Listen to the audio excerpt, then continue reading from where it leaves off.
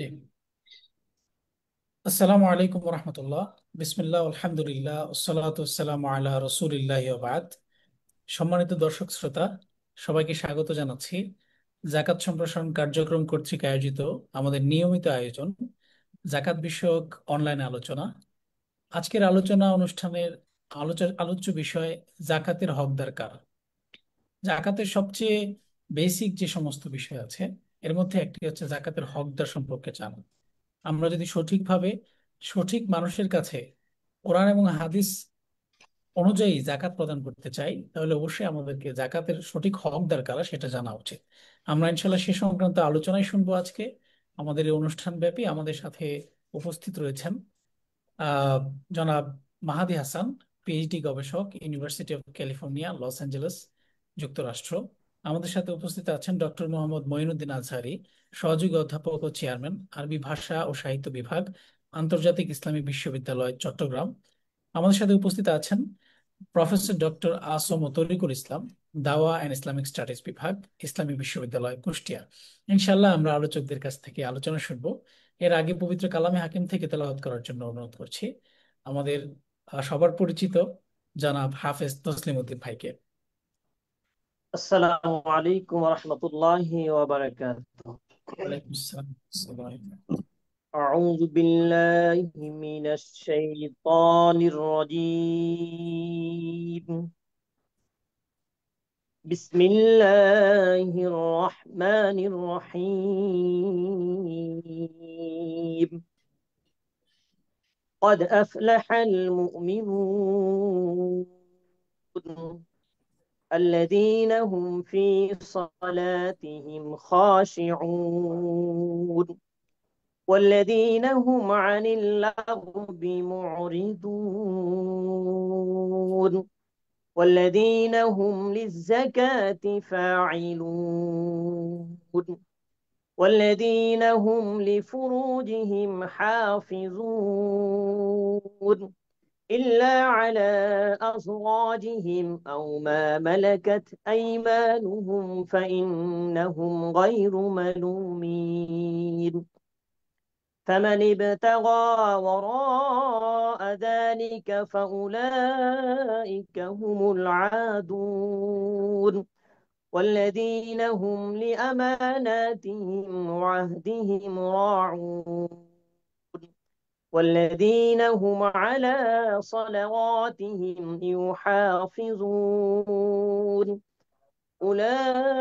أولئك هم الوارثون الذين يرثون الفردوس هم فيها خالدون. صدق الله العلي العظيم. السلام عليكم ورحمة الله وبركاته. ওয়ালাইকুম আসসালাম রহমতুল্লাহ বরাকাতু। অসংখ্য ধন্যবাদ জানাচ্ছি হাফেজ তাসলিম উদ্দিন ভাইকে খুবই চমৎকার করে পবিত্র কালামে হাকিম থেকে আমাদেরকে তেলাওয়াত শোনানোর জন্য। সম্মানিত উপস্থিতি, আমরা বরাবরের মতে আজকে স্বাগত বক্তব্য দিয়ে শুরু করতে চাচ্ছি। স্বাগত বক্তব্য নিয়ে আসার জন্য অনুরোধ করছি জাকাত সম্প্রসারণ কার্যক্রমের সম্মানিত প্রতিষ্ঠাতা সৈয়দ হাম্মাদুল করিম স্যার। আমি স্যারকে অনুরোধ করছি স্বাগত বক্তব্য প্রদান করার জন্য। আউযু বিল্লাহি মিনাশ শাইতানির রাজিম। বিসমিল্লাহির রহমানির রহিম। প্রিয় সুধীবৃন্দ, আসসালামু আলাইকুম ওয়া রাহমাতুল্লাহি ওয়া বারাকাতুহু।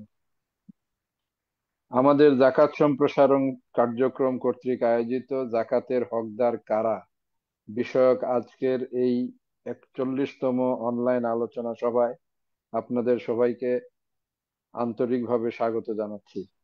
আমি বিশেষভাবে স্বাগত জানাচ্ছি আমাদের আজকের সভার সম্মানিত আলোচক বৃন্দ, ইসলামী বিশ্ববিদ্যালয় কুষ্টিয়ার দাওয়া অ্যান্ড ইসলামিক স্টাডিজ বিভাগের প্রফেসর ডক্টর আ.ছ.ম তরিকুল ইসলাম সাহেবকে, আন্তর্জাতিক ইসলামী বিশ্ববিদ্যালয় চট্টগ্রামের আরবি ভাষা ও সাহিত্য বিভাগের সহযোগী অধ্যাপক ও চেয়ারম্যান ডক্টর মঈনুদ্দিন আজহারি সাহেবকে, এবং ইসলাম university of California, Los Angeles, যুক্তরাষ্ট্রের পিএইচডি গবেষক জনাব মাহাদি হাসান সাহেবকে। তারা অনেক ব্যস্ততার মধ্যেও কেবলমাত্র আল্লাহ তাআলার সন্তুষ্টি লাভের আশায় আমাদের সভায় অংশগ্রহণ করতে সম্মত হয়েছেন। আমি তাদের প্রতি অশেষ কৃতজ্ঞতা জ্ঞাপন করছি। আমরা জানি মুসলমানদের জন্য জাকাত প্রদান একটি অবশ্য পালনীয় ইবাদত। একটি নির্দিষ্ট পরিমাণের অধিক সম্পদের মালিকদের এই ইবাদত পালনের মাধ্যমে সমাজের ধনী ও দরিদ্রের মধ্যে একটি কার্যকর সেতু বন্ধন সৃষ্টি হয়। এক্ষেত্রে জাকাত প্রদানকারীর জন্য এটা জানা আবশ্যক হয়ে যায় যে কোন ধরনের দরিদ্র মানুষকে জাকাত প্রদান করলে সঠিকভাবে জাকাত আদায় হয়।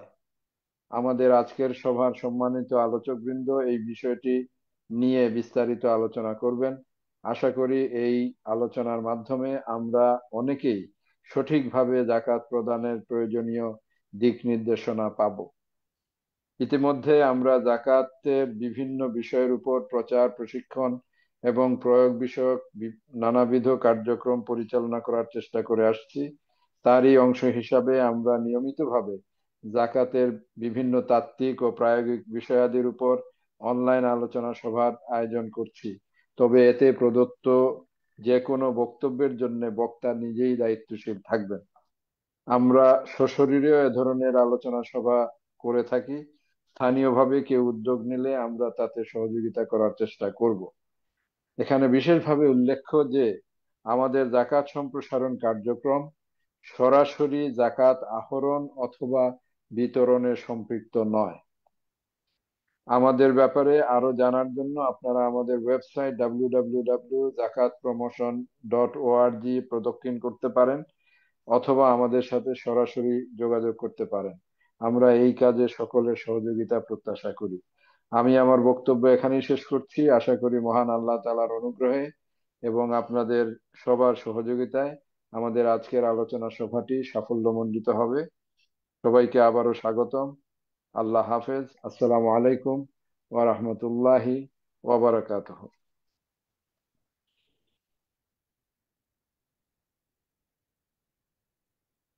ওয়ালাইকুম আসসালাম রহমতুল্লাহ বারাকাতু। ধন্যবাদ জানাচ্ছি আমাদের আহ, জাকাত সম্প্রসারণ কার্যক্রমের সম্মানিত প্রতিষ্ঠাতা সৈয়দ আহমদুল করিম স্যারকে স্বাগত বক্তব্য প্রদান করার জন্য। সম্মানিত উপস্থিতি, আপনারা ইতিমধ্যে দেখেছেন যে আমাদের টেকনিক্যাল কারণে একটু সময় বেশি লেগেছে আজকে প্রোগ্রাম শুরু করার জন্য। আমরা দুঃখ প্রকাশ করছি। ইনশাল্লাহ আমরা চেষ্টা করব অতি দ্রুতই আমাদের মূল্যবান এবং আহ, সংক্ষিপ্ত আলোচনার মধ্যে দিয়ে আপনাদের কাছে আমাদের মূল মেসেজটা পৌঁছে দেওয়ার জন্য। আজকে আর দেরি না করে আমরা চলে যাচ্ছি আমাদের আলোচনায়। প্রথমে আমি আলোচনা করার জন্য অনুরোধ করব আহ, ঢাকা বিশ্ববিদ্যালয়ের আরবি বিভাগের সম্মানিত শিক্ষক এবং বর্তমানে আমরা যার পরিচয় হিসেবে বলছি পিএইচডি গবেষক, university of California, Los Angeles, যুক্তরাষ্ট্র, আমাদের পরিচিত মাহাদি হাসান স্যার। আমি স্যারকে অনুরোধ করছি আহ নির্ধারিত বিষয়ের উপর আলোচনা প্রদান করার জন্য।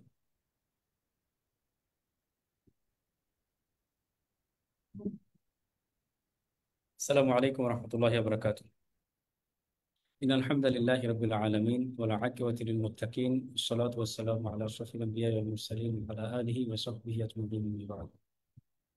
قال الله تعالى في كلامه المجيد وفرقانه الحميد: أعوذ بالله من الشيطان الرجيم. إنما الصدقات للفقراء والمساكين والعاملين عليها والمؤلفة قلوبهم وفي الرقاب والغارمين وفي سبيل الله وابن السبيل فريضة من الله والله عليم حكيم. আহ, আজকের জাকাত সম্প্রসারণ কার্যক্রমের পক্ষ থেকে আয়োজিত এই 41তম অনলাইন আলোচনা সভায় আজকে আমাদের এখানে সঞ্চালক হিসেবে যিনি উপস্থিত রয়েছেন লুৎফুর রহমান মিয়া, তাকে ধন্যবাদ ও কৃতজ্ঞতা জ্ঞাপন করছি আমাকে আজকে প্রোগ্রামে আমন্ত্রণ জানানোর জন্য। প্রোগ্রামে আমাদের গেস্ট প্যানেলে যারা রয়েছেন অধ্যাপক doctor Asamul Tarikul Islam sir, doctor Mainuddin Azhari sir এবং বিশেষভাবে যিনি আমাদের সাথে রয়েছেন স্বাগত বক্তব্য দিয়েছেন সৈয়দ মুহাম্মদুল কালাম স্যার, সবার প্রতি শুভেচ্ছা জ্ঞাপন করছি। এবং অডিয়েন্স যারা আমাদেরকে শুনছেন, আপনাদের সবার প্রতি কৃতজ্ঞতা আমাদেরকে দেখার জন্য এবং শোনার জন্য। আমরা জানি আজকে যে বিষয় নিয়ে আমরা কথা বলবো সেটি হচ্ছে জাকাতের হকদার কারা। আমরা জাকাত ইসলামের পাঁচটি স্তম্ভের একটি, এটি আমরা সকলেই জানি, এবং আমাদের সবার উপর যখন জাকাত ফরজ হয়, জাকাত আমাদেরকে দিতে হয়, আদায় করতে হয়। এটার একটা পার্টিকুলার সিস্টেম আছে, একটা ওয়ে আছে, এবং আমাদের হচ্ছে আরেকটা জিনিস খেয়াল রাখতে হয় যে আল্লাহ রাব্বুল আলামিন সরাসরি পবিত্র কোরআনে জাকাতের কিছু খাত বর্ণনা করে দিয়েছেন। যখন দা কি বলে এটাকে সেক্টরস আর ডিটারমাইন্ড, তখন ডিস্ট্রিবিউট করার ক্ষেত্রে আমাদের জন্য ব্যাপারটি সহজ হয়। স্টিল এই যে আল্লাহ রাব্বুল আলামিন খাতগুলো ডিটারমাইন করে দিয়েছেন, তারপরেও আমাদের হচ্ছে এই হকদারদেরকে নিয়ে, খাতগুলো নিয়ে কেন আলোচনা করার প্রয়োজন হয়, এখানটায় আমাদের আন্ডারস্ট্যান্ডিং এ কোনো ঘাটতি থাকে কিনা, আল্লাহ রাব্বুল আলামিন যে আটটি ক্যাটাগরি বলেছেন সেটি আমরা ঠিকভাবে বুঝতে পারছি কিনা, এবং সেইভাবে বুঝে আমরা এটিকে অ্যাপ্লাই করতে পারছি কিনা, এই আলোচনাগুলো প্রয়োজন। এই জন্য আমরা মনে করছি যে এখানে জাকাতের হকদার কারা, তাদেরকে নিয়ে আসলে আমাদের একটু কথা বলা দরকার। তো সেখানে আল্লাহ রাব্বুল আলামিন খুব স্বাভাবিকভাবে যে খাতগুলো বর্ণনা করেছেন পবিত্র কোরআনের সূরা আত-তাওবার 60 নম্বর আয়াতে, ইন্নামাস সাদাকাতু লিল ফুকারাই ওয়াল মাসাকিন, ফকির একটি শ্রেণীর কথা আল্লাহ বলেছেন, মিসকিন একটি শ্রেণীর কথা বলেছেন, ওয়াল আমিলিনা আলাইহা, যারা জাকাত আদায়ে নিযুক্ত কর্মচারী রয়েছে তাদের কথা বলেছেন, ওয়াল মুআল্লাফাতি কুলুবুহুম, যারা যাদের আহ, হৃদয় আকৃষ্ট করা, বিশেষ করে ইসলামের প্রতি অমুসলিমদেরকে অ্যাট্রাক্ট করার জন্য বা আকৃষ্ট করার জন্য জাকাতের অর্থ ব্যয় করা যেতে পারে। অফি রিকব, দাস মুক্তির জন্য জাকাতের অর্থ ব্যয় করা যেতে পারে। ওয়াল গরিমিন, যারা হচ্ছে ঋণগ্রস্ত ব্যক্তি রয়েছে, এটার ব্যাপারে আচ্ছা, এটি আরেকটি ক্যাটাগরি, আমরা বিস্তারিত আলোচনা একটু পরে যাচ্ছি। অফি সাবিলিল্লাহ, আল্লাহর রাস্তায়, ওয়াবিনিস সাবিল, এবং যারা মুসাফির রয়েছেন তাদের জন্য জাকাতের অর্থ ব্যয় করা যেতে পারে। তো এই যে আটটি খাত আমি বলেছি, এই আটটি খাত নিয়ে মুফাসসিরিনে কেরাম বিভিন্ন সময় কথা বলেছেন, আলোচনা করেছেন। আমি আজকে যেটা করার চেষ্টা করছিলাম যে এই জাকাতের হকদারদেরকে নিয়ে আমরা তো বিভিন্ন সময় আলোচনা শুনেছি, জানি আল্লাহ রাব্বুল আলামিন কোরআনে বর্ণনা করে দিয়েছেন। বাট কোরআনের যারা তাফসির করেছেন, যারা সম্মানিত মুফাসসিরিনে কেরাম রয়েছেন, তাদের আন্ডারস্ট্যান্ডিংটা কি ছিল, এবং আমি যেটা বোঝার চেষ্টা করেছি সেটি হচ্ছে, আমরা যদি তাফসিরে মুজাহিদ থেকে শুরু করি, যেটি হচ্ছে হিজরি প্রথম দ্বিতীয় সেঞ্চুরির থেকে, সেই সময় থেকে যদি আমরা শুরু করি, হিজরি দ্বিতীয় সেঞ্চুরির, কারণ আবুল হাজ্জাজ মুজাহিদ ইবনু জাবের তিনি মারা গেছেন, আল মাখজুমি তিনি মারা গেছেন 104 হিজরিতে। তো হিজরি সেকেন্ড সেঞ্চুরির শুরুর দিকে, আর্লি হিজরি সেকেন্ড সেঞ্চুরিতে তাফসিরে মুজাহিদ থেকে যদি শুরু করি, তাফসিরে মুকাতিল বিন সুলাইমান, তাফসির সুফিয়ান আস-সাউরি, তারপরে তাফসির ইয়াহইয়া ইবনে সালাম, তাফসির আল ইমাম শাফিঈ সেকেন্ড সেঞ্চুরি থার্ড সেঞ্চুরির দিকে এসে, তারপরে তাফসির আব্দুর রাজ্জাক, তারপরে হচ্ছে তাফসির তুস্তুরি, তারপরে হচ্ছে তাফসির তাবারি। এইভাবে আমি দেখার চেষ্টা করছিলাম যে এই যে ডিফারেন্ট টাইম পিরিয়ডে এক একজনের এক্সিস্টেন্স ছিল, তারা যে সময়টাতে ছিলেন, যেই সমাজের মধ্যে তারা ছিলেন, তাদের সময়, তাদের সমাজ তাদের এই তাফসির লেখায় কতটুকু ইনফ্লুয়েন্স করেছে, বা তারা যখন লিখছেন, যিনি হিজরি ফার্স্ট সেঞ্চুরিতে, হিজরি সেকেন্ড সেঞ্চুরিতে যিনি তাফসির লিখেছেন, তিনি গরিমিন বলতে ঠিক কোন ধরনের ঋণগ্রস্ত ব্যক্তিদেরকে বুঝিয়েছেন। আর যিনি ফোর্থ হিজরি সেঞ্চুরিতে এসে লিখছেন, ফিফথ হিজরি সেঞ্চুরিতে এসে লিখছেন, সিক্সথ হিজরি সেঞ্চুরিতে তাফসির লিখছেন, তিনি গরিমিন বলতে আসলে কি মিন করার চেষ্টা করেছেন। অথবা আমরা যদি মুআল্লাফাত কুলুবিহিম বলি, যে হৃদয় আকৃষ্ট করা, এই এক্সপ্লেনেশনটা হিজরি প্রথম শতাব্দীতে বা দ্বিতীয় হিজরি শতাব্দীতে যিনি লিখেছেন, তিনি কি বুঝেছেন, তিনি কিভাবে এক্সপ্লেন করার চেষ্টা করেছেন। কিংবা তাফসিরুত তাবারিতে ইমাম ইবনু জারির আত-তাবারি, তিনি চতুর্থ হিজরি শতাব্দীতে, মানে চতুর্থ হিজরি শতাব্দীর শুরুর দিকে, কারণ তিনি 310 হিজরিতে ইন্তেকাল করেছেন। তো এই যে আর্লি ফোর্থ হিজরি সেঞ্চুরি, চতুর্থ হিজরি শতাব্দীর শুরুর দিকে তবারি কি মিন করেছেন, তিনি আসলে মুআল্লাফাত কুলুবিহিম বলতে কি বোঝানোর চেষ্টা করেছেন। তারপরে আমরা যদি তাফসিরুল মাতুরিদি, যিনি আমরা হানাফি মাযহাবের আকায়েদের ইমাম আমরা যাকে বলি, আবু মানসুর আল মাতুরিদি, 333 হিজরিতে তিনি ইন্তেকাল করেছেন। তাফসিরুল মাতুরিদিতে তিনি আসলে গরিমিন, মুআল্লাফাত কুলুবিহিম, তারপর হচ্ছে ফি সাবিলিল্লাহ, ফির রিকাব, তারপরে হচ্ছে ওয়াবনিস সাবিল, এই বিষয়গুলোকে কিভাবে তিনি এক্সপ্লেন করেছেন। আমি এটা বোঝার চেষ্টা করছিলাম, কেন, কারণ জাকাতের হকদার কারা এই বিষয় নিয়ে যখন 21st সেঞ্চুরিতে আমরা কথা বলছি, একবিংশ শতাব্দীতে, এই সময়টা তো এত বেশি অত্যাধুনিক, এবং আমরা এটাকে পোস্ট মডার্ন সোসাইটি বলি, আর কি, উত্তর আধুনিক সমাজ বলি। তো এই সমাজের সাথে তো আমাদের ডেফিনেটলি প্রথম হিজরি সেঞ্চুরি, দ্বিতীয় হিজরি সেঞ্চুরির যেই সময়টাতে আল্লামা তাবারি তাফসির লিখেছেন, কিংবা সামারকান্দি তাফসির লিখেছেন, অথবা মাতুরিদি তাফসির লিখেছেন, সেই সময়টার সাথে মেলালে তো ডেফিনেটলি একটা পার্থক্য দুইটা সময়ের মধ্যে রয়েছে। এখন এই যে জাকাতের হকদার আমরা জানি, আল্লাহ 8টি সেক্টর, 8টি খাত বর্ণনা করেছেন, তারপরেও আমাদের এই দুটো সময় ফ্রেমের সাথে আমরা কম্পেয়ার করলে আমাদের যেটা আন্ডারস্ট্যান্ডিংটা ক্লিয়ার হবে যে ওনাদের সমসাময়িক প্রেক্ষাপট, ওনাদের তাফসির লেখার ক্ষেত্রে কোনো একটা শব্দকে এক্সপ্লেইন করার ক্ষেত্রে নিজেদের আন্ডারস্ট্যান্ডিংকে সমাজ কতটা ইনফ্লুয়েন্স করেছে, প্রেক্ষাপট কতটা ইনফ্লুয়েন্স করেছে, তখনকার সময় কতটা ইনফ্লুয়েন্স করেছে, এটা একটু বোঝার জন্য আমি চেষ্টা করছিলাম যে ভিন্ন ভিন্ন পিরিয়ডের মুফাসসিরিনে কেরাম এক গারে মিন বলতে কাকে মিন করেছেন। তো ওই যে আলোকে একটু কথা বলার চেষ্টা করব, এবং আশা করব ইনশাল্লাহ জাকাতের হকদারদেরকে নিয়ে একটু কথা বলা স্বাভাবিকভাবে। পাশাপাশি আমি কিছু খুব গুরুত্বপূর্ণ পার্থক্য পেয়েছি যে এক হিজরি শতাব্দী থেকে অন্য হিজরি শতাব্দীর আন্ডারস্ট্যান্ডিং একটা সময়ের ছাপ আছে। এক একজন যখন এক এক পিরিয়ডে তাফসির লিখছেন তখন ভিন্ন আন্ডারস্ট্যান্ডিং আসছে, কেউ কেউ ভিন্ন মাত্রা যোগ করছেন তার তাফসিরের মধ্যে। এটি আমরা পার্থক্য পেয়েছি, এই পার্থক্যগুলো আমি বলবো ইনশাল্লাহ। যেমন ফর এক্সাম্পল ফকির এবং মিসকিন, এটি তো আমাদের জন্য খুব সহজ এবং কমন দুইটা ক্রাইটেরিয়া বা ক্যাটাগরি। আমরা যদি বলি আল্লাহ রাব্বুল আলামিন বলেছেন লিল ফুকারা ওয়াল মাসাকিন, ফকির এবং মিসকিন, আমরা স্বাভাবিকভাবে যেটা বুঝি এদের ব্যাপারে আমরা যদি দেখি যে আসলে মুফাসসিরিনে কেরাম কিভাবে ব্যাপারটা চিন্তা করেছেন। যেমন তাফসিরে মুজাহিদে মুজাহিদ এবং তাফসিরুত তাবারিতে ইবনু জারির আত তাবারি, তাদের আন্ডারস্ট্যান্ডিং হচ্ছে ফকির বলতে এখানে তাদেরকে তারা মিন করতে চান যারা আত্মসম্মান এবং লজ্জার কারণে নিজের অভাব রয়েছে, তিনি অভাবগ্রস্ত রয়েছেন, কিন্তু তিনি এটা প্রকাশ করতে পারেন না, কারোর কাছে চাইতে পারেন না। তিনি I mean he is a needy person but he cannot express or he cannot ask to I mean get support. কাউকে জিজ্ঞেস করতে পারছেন না বা কাউকে কাছে চাইতে পারছেন না যে আমাকে হেল্প করুন, আমাকে সহযোগিতা করুন, আমাকে টাকা দিন, আমাকে সম্পদ দিন, আমাকে জাকাত দিন। এই যে চাইতে পারছে না, এটা হচ্ছে তার আত্মসম্মানের কারণে কিংবা তার আহ, লজ্জার কারণে সে চাইতে পারছে না, বাট সে অভাবগ্রস্ত, সে নিডি। তাকে তাফসিরে মুজাহিদে এবং তাফসিরুত তাবারিতে ইবনু জারির আত তাবারি এবং মুজাহিদ তারা বলেছেন ফকিরের ক্যাটাগরিতে তাকে অন্তর্ভুক্ত করা যায়।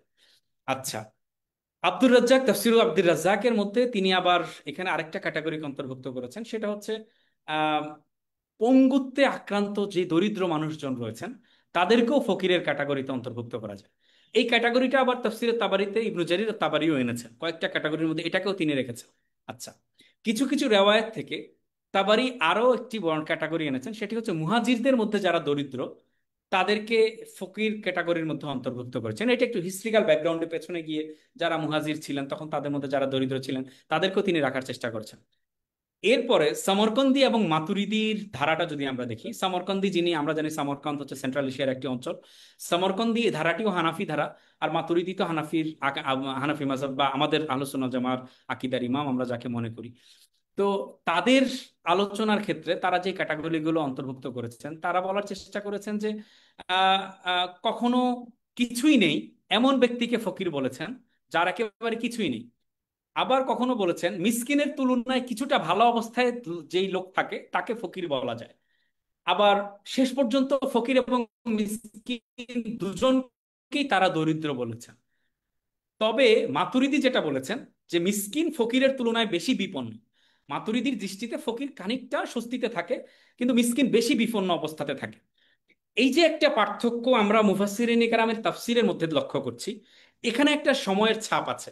ইসলামের প্রথম যুগে যারা তাফসির করেছেন যেমন তাফসিরে মুজাহিদ যদি আমরা দেখি, তারা প্রায়োরিটি দিয়েছেন এমনদেরকে, ফকিরের ক্যাটাগরিতে অন্তর্ভুক্ত করেছেন যারা চাইতে পারে না সামাজিক লজ্জার কারণে, তাদেরকে ফকিরের ক্যাটাগরিতে অন্তর্ভুক্ত করেছেন। কিন্তু তার পরবর্তীতে এসে সামরকন্দি এবং মাতুরিদিরা সেখানে এসে সম্পদের একটা তুলনামূলক পর্যায়ক্রম টেনে এনে ফকির এবং মিসকিনকে আলাদা করে বোঝানোর চেষ্টা করেছেন। আচ্ছা, তাবারি আবার এসে সেখানের মধ্যে মুহাজিরদের ক্যাটাগরি অন্তর্ভুক্ত করেছেন, তারপরে পঙ্গুত্ব দারিদ্র আক্রান্ত হয়ে দারিদ্র বরণ করেছে এরকম ক্যাটাগরিটা অন্তর্ভুক্ত করেছেন। আচ্ছা, 2 নম্বর ক্যাটাগরিতে মিসকিনের ক্যাটাগরি, আমি খুব সংক্ষেপে যাওয়ার চেষ্টা করছি কারণ আমাদের তো আসলে নির্দিষ্ট সময় আছে, খুব সংক্ষেপে যাওয়ার চেষ্টা করছি। মিসকিনের ক্যাটাগরিতে তাফসির মুজাহিদে তিনি এবং তাফসিরুত তাবারিতে ইবনু জারির তাবারি তারা যেটি করেছেন মিসকিনের মধ্যে আহ, এমন দরিদ্রকে বোঝানোর চেষ্টা করেছেন যারা চেয়ে নেয়, হাত পেতে নেয় যে আমাকে একটু সহযোগিতা করুন, আমাকে টাকা দিন, আমি খেতে পারছি না, আমি বাজার করতে পারছি না, আমার ঘরে কিছুই নেই, চেয়ে নেয় যারা, তাদেরকে, এমন দরিদ্রদেরকে তাফসিরে মুজাহিদ এবং তাফসিরুত তাবারিতে মিসকিন বলা হয়েছে। তাফসির আব্দুর রাজ্জাকের মধ্যে মিসকিনের আরেকটা ক্যাটাগরি এনেছেন, সেটি হচ্ছে শরীর সুস্থ কিন্তু অভাবী, মানে he is capable of doing something, যেহেতু তার ফিজিক্যালি সে ফিট, কাজ করতে পারে, but still he is a needy person. এরকম মানে অভাবী এবং দরিদ্র যারা আছে সে সুস্থ মানুষ, বাট সে অভাবী। তাকে আব্দুর রাজ্জাক তার তাফসীরের মধ্যে মিসকিনের ক্যাটাগরিতে অন্তর্ভুক্ত করেছেন। আচ্ছা, এখন সামরকান্দি এসে চতুর্থ হিজরি শতাব্দীতে, সামরকান্দি যিনি হচ্ছেন সেন্ট্রাল এশিয়ান একজন হানাফি ফকি, হানাফি মুফাসসির, তিনি এসে বলছেন কখনো একেবারেই নিঃস্ব ব্যক্তি, যে হচ্ছে একেবারেই নিঃস্ব, যার মাটি ছাড়া কিছু নেই, যেটা আল্লাহ রাব্বুল আলামিন পবিত্র কোরআনে এক জায়গায় বলেছেন, যা মাথরবা। যা মাথরবা মানে হচ্ছে মাটি ছাড়া যার কিছুই নেই, কেবলমাত্র তার মাটি আছে, মানে ভিটে মাটি ছাড়া তার আর কিছুই নেই। এইরকম মানুষকে তিনি মিসকিন বলেছেন। আবার তিনি এটাও বলেছেন যে সূরা কাহাফের মধ্যে মাসাকিন শব্দটা বলতে যাকে বোঝানো হয়েছে, সে হচ্ছে একটা নৌকার মালিক, মানে he is a owner of a boat, সে একটা নৌকার মালিক, স্টিল হি ইজ কল্ড মাসাকিন, বাট এখনো তাকে মিসকিন বলা হচ্ছে।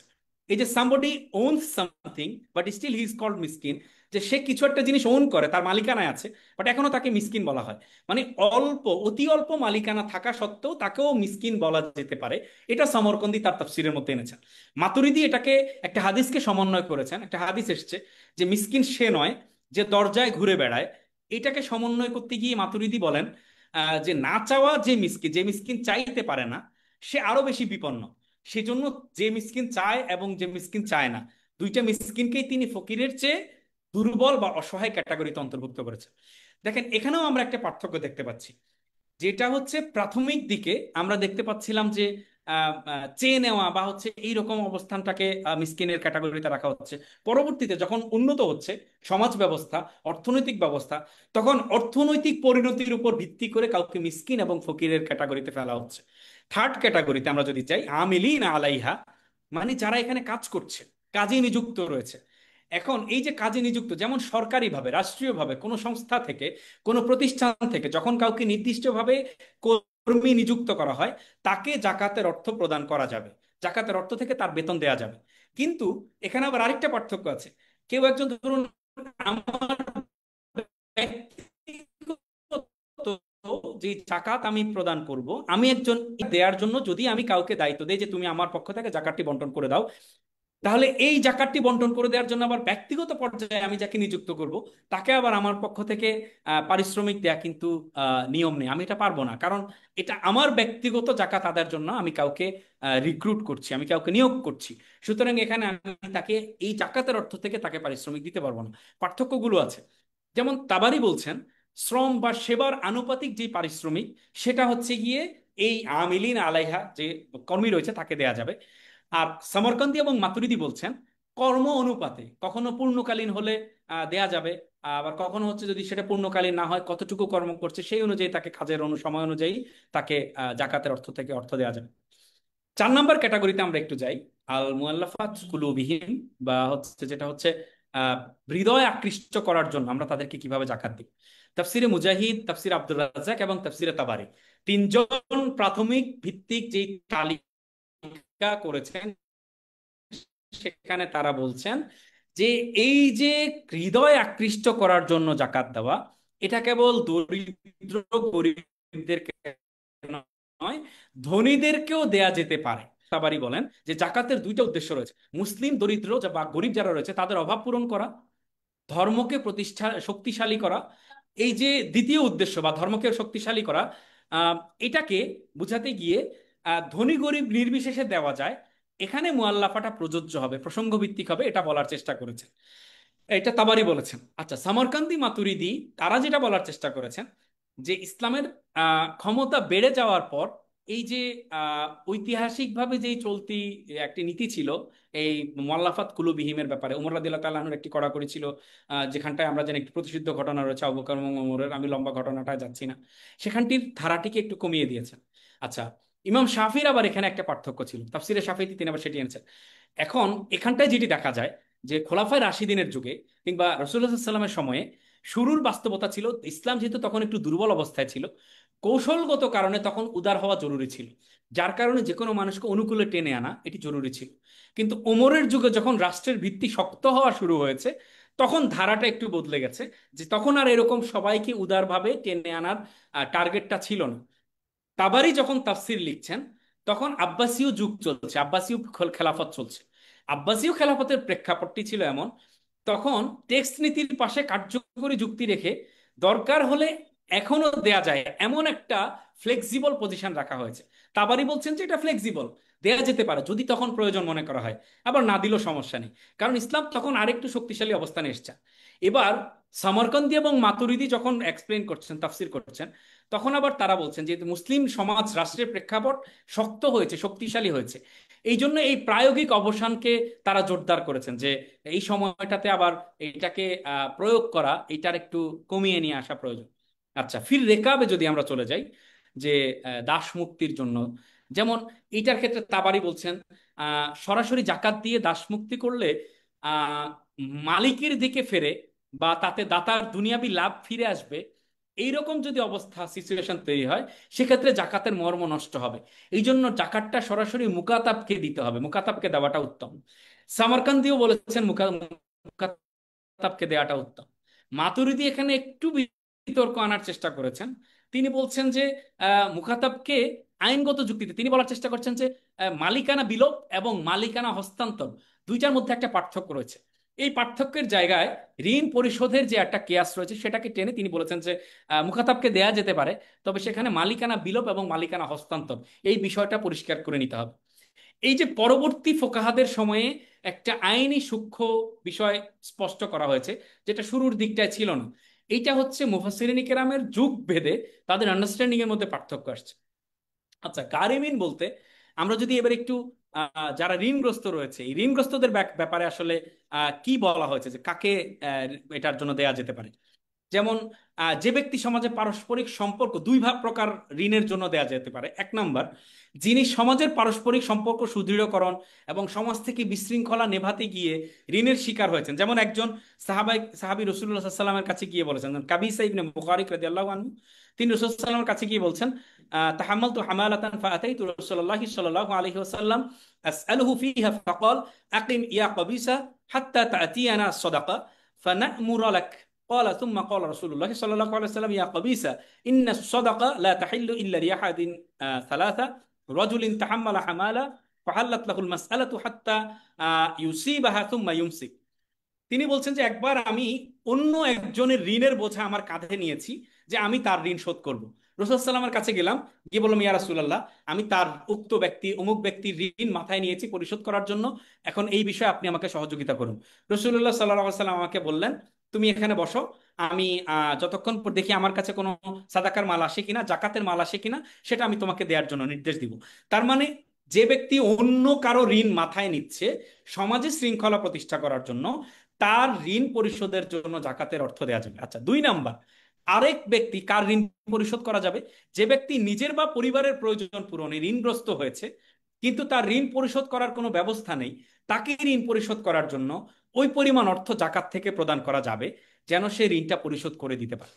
আচ্ছা, এক্ষেত্রে তাফসিরে মুজাহিদে, তাফসিরে সুফিয়ান আস-সাউরিতে, তাফসিরে আব্দুর রাজ্জাক, তাফসিরে তাবারি, তাফসিরে সামারকান্দি প্রত্যেকে যে বিষয়গুলোকে হাইলাইট করেছেন, অগ্নিকাণ্ডে ক্ষতিগ্রস্ত হয়ে যদি কেউ ঋণগ্রস্ত হয়, বন্যায় সমস্ত সম্পদ হারিয়ে ফেলার পর যদি কেউ ঋণগ্রস্ত হয়, পরিবারের খরচ মেটাতে গিয়ে যদি কেউ ঋণগ্রস্ত হয়, তবে তাদের ঋণ পরিশোধ করার জন্য জাকাতের অর্থ দেওয়া যাবে।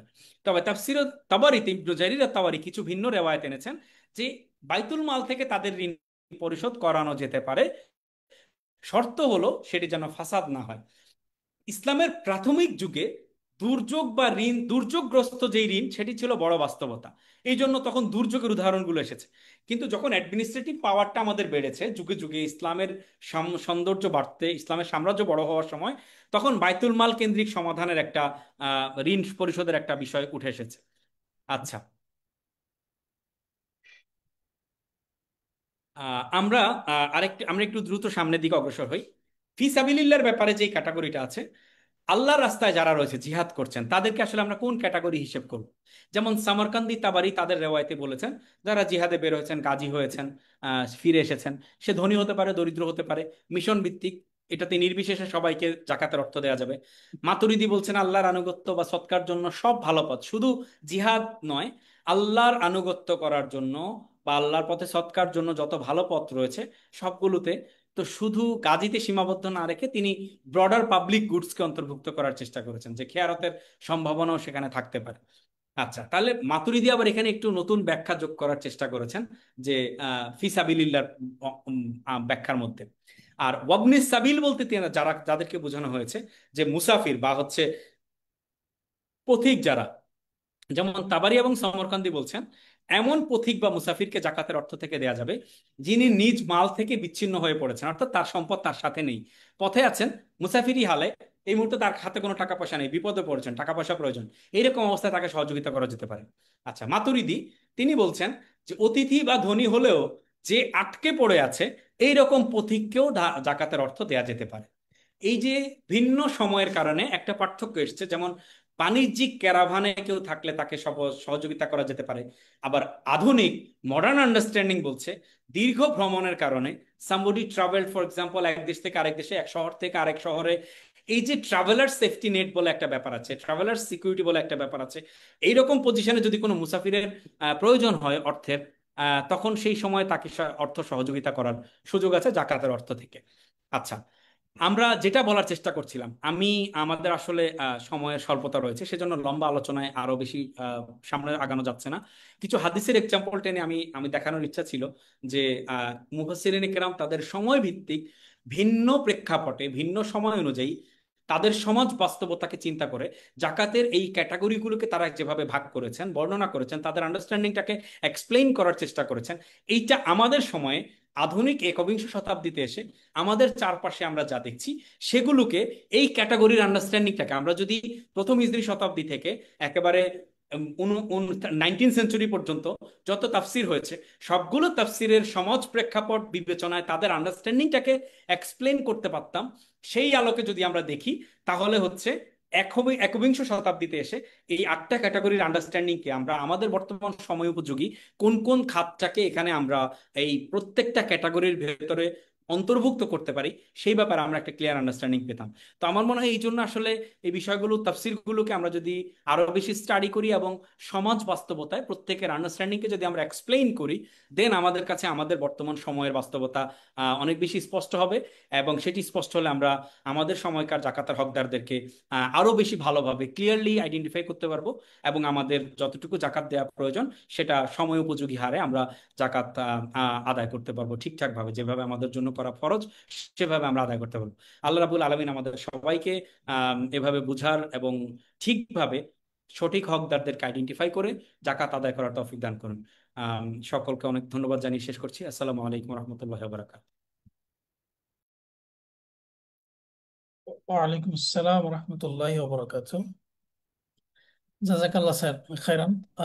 মাহাদি হাসান স্যার আমাদেরকে জাকাতের যে খাতগুলো আছে সেই খাতগুলো কোরআন হাদিস এবং আধুনিক এবং ক্লাসিক তাফসিরের আলোকে আমাদেরকে আহ, শুনিয়েছেন, এবং তার যে অনুসন্ধান, তার যে রিসার্চ, সে আলোকে আমাদের কাছে সহজভাবে উপস্থাপন করার চেষ্টা করেছেন। আমি ধন্যবাদ জানাচ্ছি মাহাদি হাসান স্যারকে। আমরা আহ, আমাদের যারা গেস্ট আছেন তাদের কাছেও ক্ষমা প্রার্থনা করছি, বিশেষ করে ডক্টর তরিক স্যার আছেন, তিনি উপস্থিত হয়েছেন, যে আমরা একটু টেকনিক্যাল কারণে দেরি হয়েছে, যে কারণে আমাদের একটু হয়তো সময় লাগতে পারে। তো আমরা ইনশাআল্লাহ পরবর্তী আহ, যিনি আলোচক আছেন তার কাছে চলে যাব। আমাদের পরবর্তী আলোচনার জন্য অনুরোধ করছি ডক্টর মোহাম্মদ মঈনুদ্দিন আজহারি, সহযোগী অধ্যাপক ও চেয়ারম্যান, আরবি ভাষা ও সাহিত্য বিভাগ, আন্তর্জাতিক ইসলামী বিশ্ববিদ্যালয়, চট্টগ্রাম। আমি স্যারকে আলোচনা পেশ করার জন্য অনুরোধ করছি। মাহাদি হাসান স্যার, আমাকে একটু হোস্ট করে দিবেন প্লিজ। السلام عليكم ورحمة الله وبركاته. الحمد لله رب العالمين وبه نستعين الذي جعل في أموال الأغنياء حقا للفقراء والمساكين، والصلاة والسلام على سيد المرسلين صاحب الخلق العظيم وعلى آله وأصحابه أجمعين। জাকাত সম্প্রসারণ কার্যক্রমের 41তম আজকের এই পর্বে যারা উপস্থিত হয়েছেন সকলকে অভিনন্দন জানাচ্ছি, এবং আমাকেও এই অনুষ্ঠানে যুক্ত করার জন্য কর্তৃপক্ষকে ধন্যবাদ জ্ঞাপন করছি। আজকে পর্বে রয়েছে জাকাতের খাতসমূহ। এই বিষয়টি নিয়ে আমাদের প্রথম আলোচক জনাব মাহদী হাসান ভাই চমৎকারভাবে একটি গবেষণাপূর্ণ আলোচনা করেছেন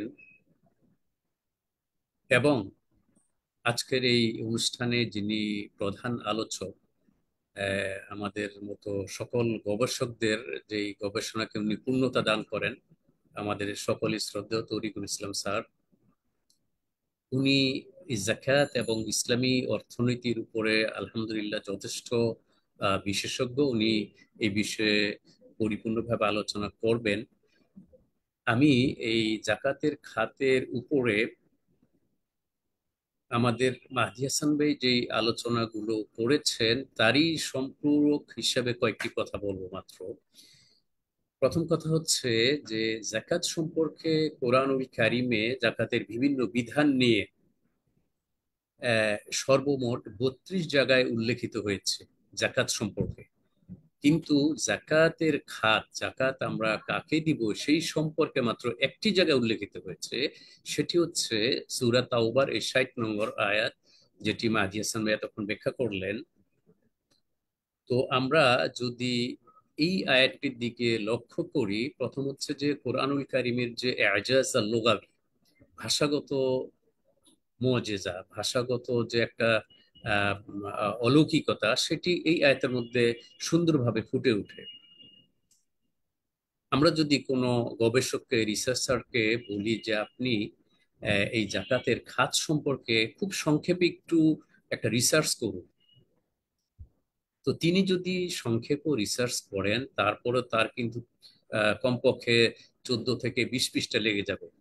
কিন্তু মহান আল্লাহ তাআলা পবিত্র কোরআনে মাত্র এই একটি আয়াতের মাঝেই এই 8টি খাত চমৎকারভাবে বিশ্লেষণ করে দিয়েছেন, ব্যাখ্যা করে দিয়েছেন। যেই খাতটি কোরআন অবতীর্ণ হওয়ার পর থেকে কিয়ামত পর্যন্ত যত পরিবর্তন আসুক, যুগের যতই পরিবর্তন সাধিত হোক, একই খাতগুলো থাকবে। আলহামদুলিল্লাহ, এটি হচ্ছে প্রথম কোরআনের যে এজাজ আর লুগাবি।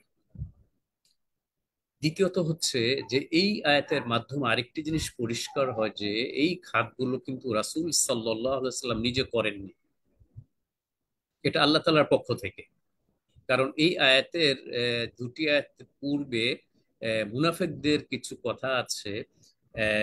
মুনাফিকরা কিন্তু তারা রাসূলকে এই জাকাতের খাত নিয়ে, জাকাত কাকে দেওয়া হবে এই নিয়ে কখনো কখনো কিছু আপত্তির উপস্থাপন করেছিল এবং কিছু ইঙ্গিতে কিছু কথাবার্তা বলছিল। তখন আল্লাহ তাআলা এই আয়াত নাজিল করে স্পষ্ট বলে দিয়েছেন এতে রাসূলের কোনো রাসূলের নিজস্ব কোনো স্বাধীনতা নেই, এটা আল্লাহর পক্ষ থেকেই এই খাতগুলো দেওয়া হয়েছে। আমি উদাহরণস্বরূপ শুধু একটি হাদিসের কথাই বলবো, সেটা আবু দাউদ উল্লেখ করেছেন, যদিও তিনি বলেছেন এর মধ্যে কিছুটা দুর্বলতা রয়েছে। তিনি বলেছেন জিয়াদ বিন হারিস নামে একজন সাহাবী রাসূল সাল্লাল্লাহু আলাইহি ওয়াসাল্লামের কাছে এসেছিলেন। তখন এক ব্যক্তি এসে বললেন, ইয়া রাসূলুল্লাহ আ'তিনি মিনাস সাদাকাত, আপনি আমাকে কিছু সাদাকা দেন। তখন রাসূল সাল্লাল্লাহু আলাইহি ওয়াসাল্লাম বলেছিলেন, আল্লাহ তাআলা এই সাদাকার জন্য কিছু খাত নির্ধারিত করে রেখেছেন, তুমি যদি তার মধ্যে পড়ো তাহলে আমি তোমাকে দিব, না হলে নতুবা তোমাকে আমি দেব না। একইভাবে আরেক ব্যক্তি এসে বলেছিলেন, আদেলিয়া রাসূলুল্লাহ, এই সাদাকার ব্যাপারে। তখন রাসূল সাল্লাল্লাহু আলাইহি ওয়াসাল্লাম এত কষ্ট পেয়েছিলেন, তিনি বলেছিলেন, ওয়াইলাক মান ইয়াদিল ইদা লাম আদিল। ওমর রাদিয়াল্লাহু তাআলা এই কথা শুনে বলেছিলেন, ইয়া রাসূলুল্লাহ আনা আনা মানে আতিনি আনা আদরিব উনুকা।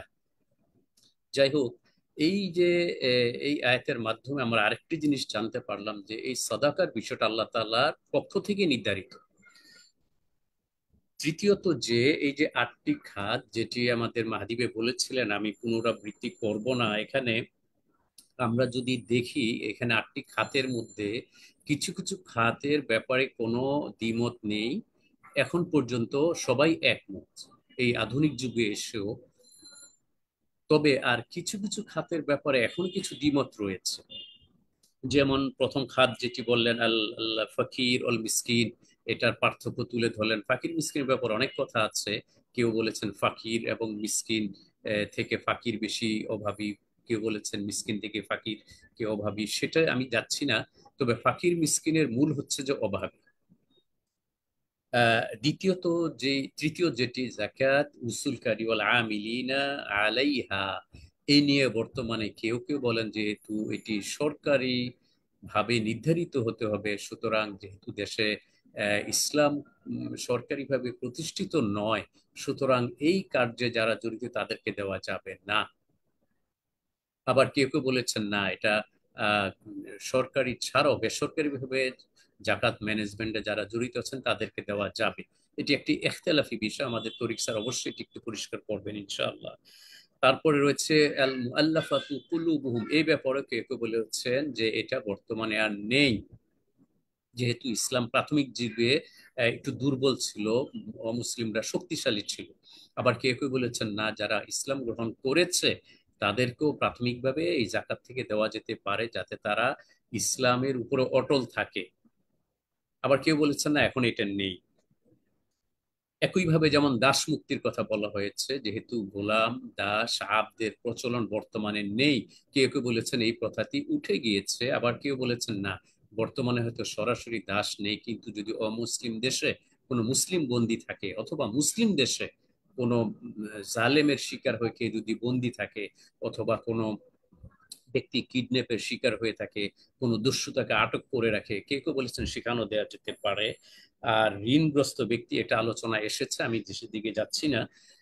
আরেকটি যে বিষয় একটু ইখতিলাফ রয়েছে বর্তমানে, ফি সাবিলিল্লাহ, এখানে অধিকাংশ ওলামাদের কথা হচ্ছে ফি সাবিলিল্লাহ হচ্ছে আল জিহাদ ফি সাবিলিল্লাহ, আল্লাহর পথে জিহাদ, লিআলা এই কালিমাতিল্লাহ, যে জিহাদ হয়ে থাকে সেই পথে শুধু জাকাত দেওয়া যাবে।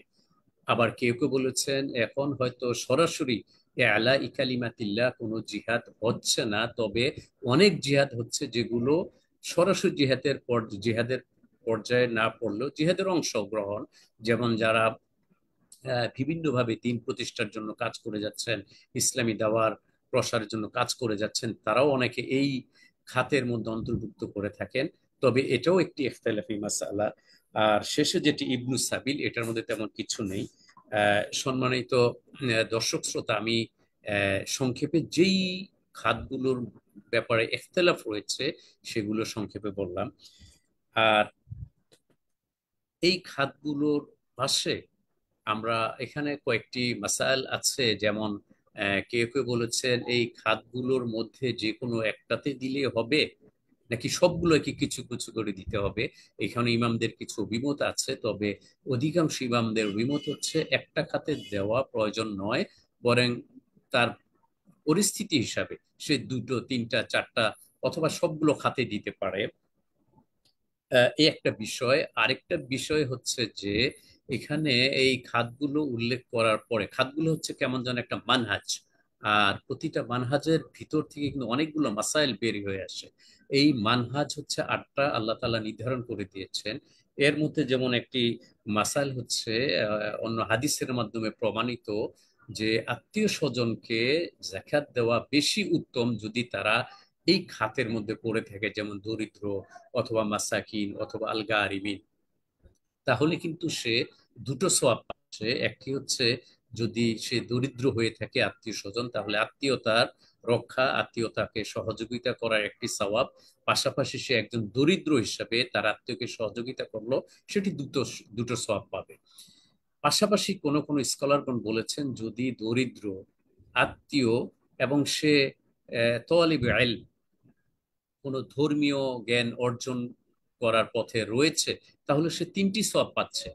তাহলে এই খাতগুলো যদিও আল্লাহ নির্ধারণ করে দিয়েছেন, এই খাতের পাশাপাশি যে ছোট ছোট মাসআলা অথবা শাখা মাসআলাগুলো বের হয়, সেগুলো হচ্ছে অন্যান্য হাদিসের মাধ্যমে কিন্তু আমরা এটা বাস্তবায়ন করতে পারি। তাহলে এই যে আটটি খাত, এইখানে আটটি খাতের যেহেতু কোরআন হচ্ছে একটি মুআজিজা, কিয়ামত পর্যন্ত এর বিধান চলমান থাকবে, সুতরাং এই আটটি খাতের মধ্যে বাহ্যিক দৃষ্টিতে যদি আমরা দেখতে পাই যে কিছু খাত বর্তমানে চলমান নেই, কিন্তু তার বিকল্প হিসাবে অবশ্যই বিভিন্ন হাদিস হয়তো সরাসরি নেই, কিন্তু হাদিসের কিছু ইশারা অথবা বিভিন্ন স্কলার করেন ইজতিহাদের মাধ্যমে আমাদের মনে হয় যে আজকের যে আলোচনার প্রথমে হয়তো অনেকে শিরোনাম দেখে অবাক হতে পারেন যে জাকাতের আটটি খাত, এগুলো তো আমরা মোটামুটি সমাজে সকলেই জানি, কিন্তু আমাদের মাহাদি হাসান ভাই যেটা বললেন, আমাদের তরিক স্যার যেটা বলবেন, আসলে বিষয়টা এত খুব সাধারণ নয়। এই 8টি খাতের ভিতরে এই যে কিছু কিছু খাত বর্তমানে কি থাকবে নাকি থাকবে না, এর বিকল্প কি, এই জন্য মনে হয় এই বিষয়গুলো নিয়ে আলোচনা, পর্যালোচনা এবং এই বিষয়ে আরো রিসার্চমূলক কিছু লেখালেখি প্রয়োজন আছে। তো আমি আমার এই আলোচনাকে দীর্ঘায়িত না করে আমি এই খাতগুলোর উপরে যে আমি বিশেষ যেই কথাগুলো বললাম, যে কিছু খাতের ব্যাপারে বর্তমানে যে মতবিরোধ রয়েছে, এই বিষয়গুলো আমাদের প্রধান আলোচক পরিষ্কার করে দিবেন। তা আমি পরিশেষে জাকাত সম্প্রসারণ কার্যক্রমের যিনি কর্ণধার, আমাদের সকলেই শ্রদ্ধেয়, সকলের মুরব্বী সৈয়দ হাম্মাদুল করিম স্যারকে অবশ্যই ধন্যবাদ জ্ঞাপন করছি, যে তিনি এই জাকাত সম্প্রসারণ কার্যক্রমের মাধ্যমে এই জাকাতের অনেক অজানা কথাগুলো সমাজে জানিয়ে দেওয়ার ব্যবস্থা করে দিচ্ছেন। আর বিশেষ করে কিছু তাত্ত্বিক আলোচনা যেগুলো গবেষণামূলক, সেগুলোর জন্য তিনি ব্যবস্থা করে দিয়েছেন। এবং আমাদের যে উপস্থাপক সুন্দরভাবে উপস্থাপনা করেছেন লুৎফুর রহমান ভাইকে আমি ধন্যবাদ জ্ঞাপন করছি। সকলকে আবারও অভিনন্দন ও শুভেচ্ছা জ্ঞাপন করে আমি এখানে শেষ করছি। আসসালামু আলাইকুম ওয়া রাহমাতুল্লাহি ওয়া বারাকাতুহু। ওয়ালাইকুম আসসালাম রহমতুল্লাহি ওয়া বারাকাতুহু।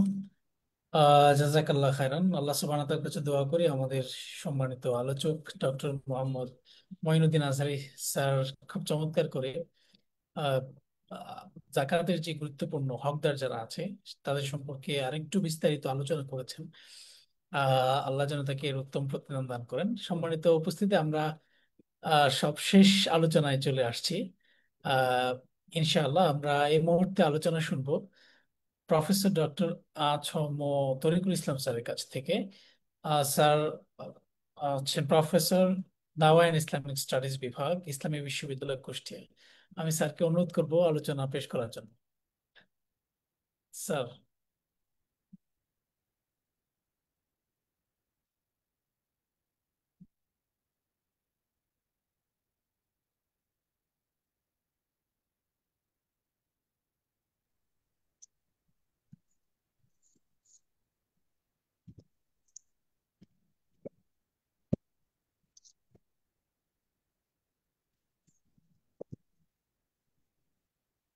আলহামদুলিল্লাহ, আলহামদুলিল্লাহ ওয়াসসালাতু ওয়াসসালামু আলা রাসূলিল্লাহ ওয়া বা'দ।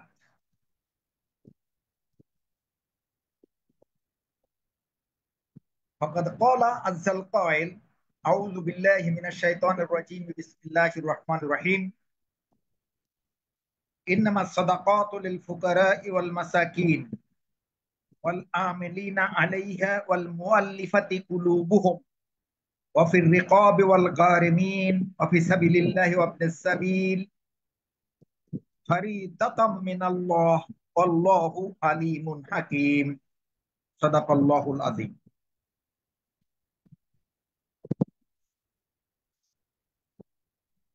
মহতি এই অনুষ্ঠানের স্নাতক সঞ্চালক,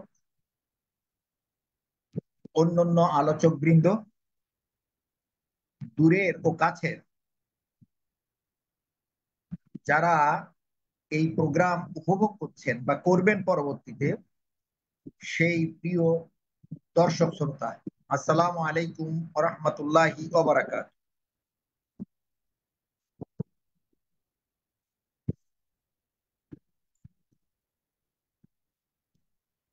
সবচেয়ে আনন্দের বিষয় হচ্ছে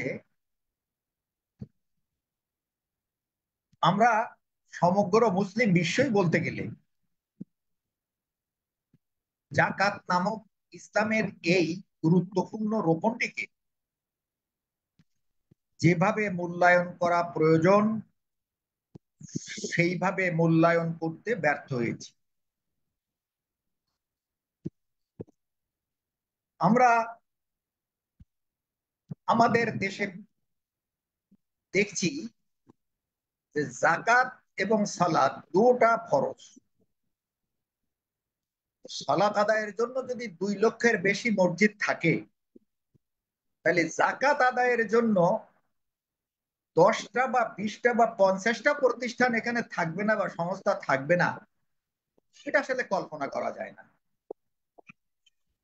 আমরা অনেকেই আছি ইনকাম ট্যাক্স তার কত দিতে হবে এই নিয়ে ইনকাম ট্যাক্সের উকিলের বাসায় দৌড়াতে দৌড়াতে সান্ডেল ক্ষয় করে ফেলি।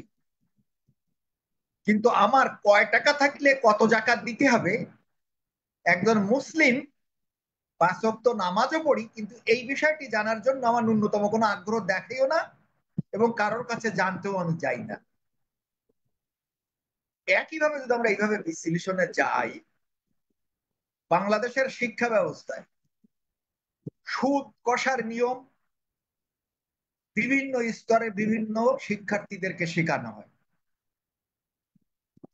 যাকাত ইসলামের অনিবার্য আদায়কৃত একটি দান এবং পঞ্চম স্তম্ভের একটি, 5টি স্তম্ভের একটি গুরুত্বপূর্ণ অর্থাৎ তৃতীয় স্তম্ভ, সেটি সম্পর্কে ন্যূনতম কোনো হিসাব কোনো শিক্ষার্থীকে শেখানো হয় না। সেজন্য আমি প্রথমেই বলতে চাই যে জাকাত গুরুত্বপূর্ণ এই রকমটি যেভাবে মূল্যায়নের প্রয়োজন ছিল ইসলামের দৃষ্টিতে, দুঃখের সাথে বলতে হয় গোটা মুসলিম উম্মাহ, এমনকি আমার প্রাণপ্রিয় মুসলিম দেশ বাংলাদেশের আমরা মুসলিমরাও একে ঠিক সেইভাবে গ্রহণ করতে পারিনি। ইত্যবসারে আজকের যে সংস্থার পক্ষ থেকে এই আলোচনার ব্যবস্থা নেওয়া হয়েছে, আমি অন্তরের অন্তরস্থল থেকে ধন্যবাদ জানাবো যে এই ফরজ নামক এই ইসলামের অন্যতম রকমটিকে গুরুত্ব দিয়ে তারা এই আলোচনার ব্যবস্থা করেছেন। জাযাহুমুল্লাহু খায়রা। মূল আলোচনার বিষয়বস্তু হলো জাকাতের খাত। ইতিমধ্যেই পাণ্ডিত্যপূর্ণ বেশ কিছু আলোচনা এবং গবেষণালব্ধ বেশ কিছু আলোচনা আমরা এই ব্যাপারে শুনেছি। আমার যেটি মনে হয়, আমরা গুরুত্বপূর্ণ এই খাতগুলোর আলোচনায় বিভিন্ন মনীষী, বিভিন্ন মুফাসসির, বিভিন্ন ফুকাহা তারা যে সমস্ত কথাবার্তা রেখেছেন আমরা সেগুলোকে রেফারেন্স অবশ্যই নিয়ে আসতে পারি, কিন্তু একজন বক্তা হিসাবে, একজন আলোচক হিসাবে, অথবা আমি বলবো যে এই ধরনের সংস্থা যখন কোনো সাধারণ লোকদের জন্য আলোচনার ব্যবস্থা করবে, তখন আমি এই মতামতগুলো উপস্থাপন করার সাথে সাথেই বিনয়ের সাথে বলবো যারা বক্তা থাকবেন, আপনি কোন মতটাকে এবং কেন প্রাধান্য দিচ্ছেন এই বিষয়টি অবশ্যই আপনার দর্শক শ্রোতাদের সামনে পরিষ্কার করা উচিত। ফকির এবং মিসকিন সম্পর্কে আমরা আলোচনা শুনলাম। আমার তো মনে হয় যেটুকু মাথায় ছিল সেটাকে আরো খোলা বেঁধে গেছে, যে এখন আমি ফকির মিসকিন কাদেরকে মনে করি। ফিসাবিলিল্লাহ বলতে আমরা যেটাকে বুঝতেছিলাম বা মাথায় যেটা ছিল আমাদের, সেটা নিয়েও এখন প্রশ্নবিদ্ধতা দেখা দিয়েছে। এই জন্য আমি অন্তরের অন্তঃস্থল থেকে বিনয়ের সাথে বলবো যে যিনি মডারেটর, শেষে অন্তত স্পষ্ট করে কোন জিনিসটিকে তিনি প্রাধান্য দিলেন, কোন মতকে তিনি প্রধান বলে আমাদেরকে জানাতে চাচ্ছেন বা শ্রোতা মণ্ডলী এবং দর্শকদেরকে জানাতে চাচ্ছেন, এই বিষয়টাকে স্পষ্ট করা দরকার, যাতে করে কোনো ডার্ক চিন্তা চেতনা নিয়ে কোনো দর্শক শ্রোতা এই প্রোগ্রাম থেকে না যেতে বাধ্য হন।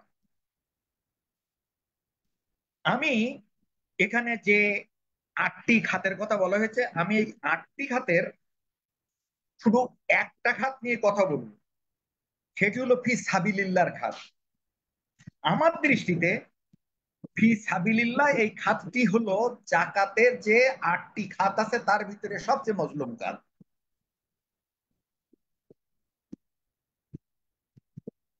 বাংলাদেশের প্রেক্ষাপটে এমন এমন খাতকে ফি সাবিলিল্লাহ বলে জাকাত আদায়ের ব্যবস্থা নেওয়া হয়েছে, যে খাতগুলো কোন দৃষ্টিকোণ থেকে ফি সাবিলিল্লাহর আওতায় পড়ে, এই জিনিসটিও আসলে আমাকে অন্তত বুঝতে গেলে খুব কষ্ট হয়। মাদ্রাসার খরচা খরচ আমরা ফি সাবিলিল্লাহ থেকে দেওয়া বা ফি সাবিলিল্লাহ খাত থেকে দেওয়াকে বৈধ বলতেছি। আসলে কে কারণুল কুরুন, খায়রুল কুরুনের 3টি কারণে কোন একজন মনীষীও মাদ্রাসার এই ধরনের বর্তমান পরিস্থিতিতে যে খাতে আমরা ফিসাবিলিল্লাহর কথা বলে টাকা নিচ্ছি বা খরচ করতেছি, মাদ্রাসা প্রতিষ্ঠা করতেছি, এই ব্যাপারে একজনও কি একমত হয়েছেন? এরকম ধরনের কোন নজির কি আমাদের সামনে আছে? অনেক কথা থাকতে পারে। আমার অর্থনৈতিক সফলতার আসমানি বিধান জাকাত ও ওসুর নামে আমার একটা বই আছে। আমি এই বইতে খুব বেশি তাত্ত্বিক আলোচনায় যাইনি, তবে বেশ কিছু মনীষীদের কথাবার্তা তুলে ধরে এই ফিসাবিলিল্লাহর খাত আমরা যেভাবে জেনারেলাইজড করে যে কোনো জায়গায় এটাকে ব্যয়ের ব্যাপারে আমরা আজকাল উৎসাহ দিচ্ছি, এইটাকে যাতে আর না করতে পারি সে ব্যাপারে আমি একটা সেখানে দিক নির্দেশনা দিয়েছি, যেটা এই অল্প সময়ের ভিতরে তুলে ধরা সম্ভব নয়। তবে এতটুকু বলা যায় যে মূল ফিসাবিলিল্লাহ হলো যারা যুদ্ধে অংশগ্রহণ করেন, কিতাল ফিসাবিলিল্লাহ, এই যুদ্ধে অংশগ্রহণকারী যোদ্ধা যারা, এই যোদ্ধাদের সাজ সরঞ্জাম করায়, তার পরিবারদের রক্ষণাবেক্ষণের দায় দায়িত্ব ইত্যাদি ক্ষেত্রে যে খরচটি করা হয়, খায়রুল কুরুনের সকল মনীষী একমত যে এটি হচ্ছে জাকাতের ফিসাবিলিল্লাহর খাত। প্রশ্ন একটা আসতেই পারে, বা একজন আলোচক বলেছেন, কালের বিবর্তনে, সময়ের বিবর্তনে আমরা কি এখান থেকে গবেষণা করে অন্য কোন খাতকে ফিসাবিলিল্লাহর খাত হিসাবে এখানে চিহ্নিত করতে পারি না? অবশ্যই পারি। তবে সেই খাতটি চিহ্নিত করতে হলে গবেষণালব্ধ তত্ত্ব তথ্য এবং কোরআন সুন্নাহর মাপকাঠিতে স্পষ্ট করে দলিল দিয়েই তারপরে সেটা করতে হবে। এটা আবেগ, উচ্ছ্বাস এবং আমার আনুকূল্যতা, আমি যে মতকে পছন্দ করি ওই মতকে নিজের পক্ষে নিয়ে আসার জন্য কোনোভাবেও যাতে আমরা প্রভাবিত না করি, সেই বিষয়টাকে আমাদেরকে মাথায় নিয়েই এই বিষয়টাকে আমার বিবেচনা নিয়ে আসতে হবে। এ ব্যাপারে আমি সৌদি আরবের একটা বিশেষ সংস্থা দারুল ইফতা, তার ফতোয়ার মাত্র জিস্ট যেটা, সেটা আমি আপনাদেরকে একটু শোনাইতে চাচ্ছি। তারা বলতেছেন, মহান আল্লাহর বাণীতে উল্লিখিত ফি সাবিলিল্লাহর অর্থ হচ্ছে স্বেচ্ছাসেবী যোদ্ধা, তাদের প্রস্তুতির জন্য যা প্রয়োজন তার সবকিছুই। এটি কিন্তু আমি যেটা একটু আগেও বললাম, রিয়াদস্থ দারুল ইফতা ইমিডিয়েট ফতোয়া, অর্থাৎ খুব বেশি হলে 15 বছর আগে। সেই জন্য আধুনিক চিন্তা চেতনা এবং আধুনিক সমাজ ব্যবস্থা বা আর্থসামাজিক পরিবেশের তাগিদে যে তারা কোন রকমেও এটা উপেক্ষা করেনি, সেটাকে সামনে নিয়েই এটা তারা বলেছে, এটা আমি মূলত খুব ভালোভাবেই আমি তাদের সাথে কিন্তু একমত। সেখানে স্পষ্ট তারা করেছে যে ফিসাবিলিল্লাহ বলতে সকল প্রকার কল্যাণমুখী কর্মকে বুঝিয়ে মসজিদ, মাদ্রাসা, রাস্তাঘাট, পুল তৈরি ও ইলম আহরণের রত ছাত্রছাত্রীদের শিক্ষা দানকে জাকাত দেওয়া বৈধ নয়। সেই জন্য আমি বিনয়ের সাথে বলবো যে ফিসাবিলিল্লাহর খাত, এই বিষয়টাকে আমার যারা জাকাত দেন এবং জাকাতের ময়দানে কাজ করেন তাদের কাছে স্পষ্ট করে বলা দরকার যে বর্তমান যুগে ফিসাবিলিল্লাহর মধ্যে আমরা কি বুঝতে চেয়েছি। সুপ্রিয় দর্শক শ্রোতা, আসলে আহ জাকাত কিন্তু ফরজ একটি ইবাদত। মন গড়া নিজের মতন করে এটা আদায় করে ফরজ আদায় হয়ে গেল, এইটা কোনো ক্রমে কিন্তু চিন্তা করার সুযোগ নেই, কোন ক্রমেও এটা চিন্তা করার সুযোগ নেই। আপনি বলেন তো, যে পথ দিয়ে যিনি জাকাত দেন, অর্থাৎ যিনি সাহেবে নিসাব, তিনিও যে পুল ব্যবহার করেন, আপনি কোন বিবেচনায় আপনার জাকাতের পয়সা দিয়ে ওই পুল তৈরি করে দিয়ে আপনি বলবেন যে আমি ফিসাবিলিল্লাহ আমার এই জাকাতের পয়সা এখানে ব্যয় করলাম, ওই সাহেবুল নিসাব ও সেই পুলের থেকে তিনি বেনিফিশিয়ারি হবেন? এটা কোন বিবেচনায় হতে পারে? যাই হোক, আমি এই আগেই বলেছিলাম যে জাকাতের খাত সম্পর্কে আমি বিস্তারিত যাব না, আপনারা ইতিমধ্যেই অনেক কথা শুনেছেন। আমি মূলত যে বিষয়টিকে অল্প সময়ের মধ্যে আপনাদের কাছে তুলে ধরতে চাই সেটি হলো যে আর্থসামাজিক উন্নয়নে জাকাত এবং ওসরের ভূমিকাটা কেমন, এইটা একটু আমি হাতে কলমে অথবা অনেকটা কর্মশালার মতন করে আপনাদের সামনে তুলে ধরতে চাচ্ছি। প্রথমত যে কথাটা আমি বলবো, যে আমাদের দেশে একটু আগে যেটা বলছিলাম, জাকাত একটি মজলুম রোকন, তার সাথে আমরা ভালো আচরণ করতে পারিনি। সম্পদের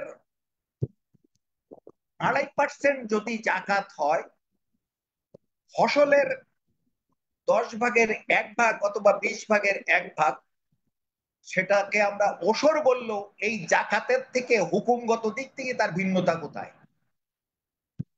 ওয়াতু জাকা ওয়াতু হাক্কাহু ইয়াওমা হাসাদি, জাকাত দাও জাকাত দাও, অগণিত জায়গায় কোরআনে বলা হয়েছে।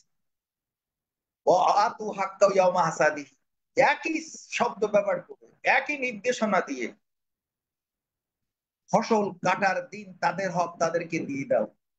দুর্ভাগ্যবশত জাকাত তো একটা মাজলুম আমাদের দেশের রোকন, আর ওসর তো মাজলুম, মাজলুম এবং আরো বড় মাজলুম আমাদের সমাজ।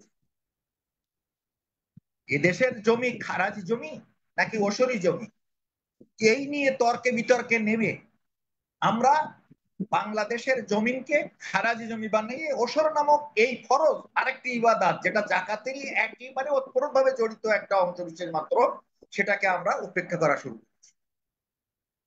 এই জন্য আমি আমার যে আলোচনাটা করতে চাইছি সেখানে আমি স্পষ্ট করে বলেছি যে আর্থসামাজিক উন্নয়নে শুধু জাকাত নয়, জাকাত ও ওসর এর যে মানে অনবদ্য ভূমিকাটা কি, এই বিষয়ে আমি সংক্ষিপ্ত কয়েকটা কথা বলতে চাচ্ছি।